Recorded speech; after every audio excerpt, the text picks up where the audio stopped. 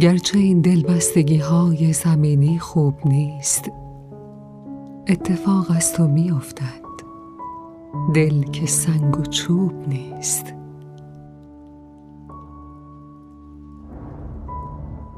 نیست مولانا، جهان از شمس تبریزی پر است، تشنه جانی کو وگرنه قحطی محبوب نیست.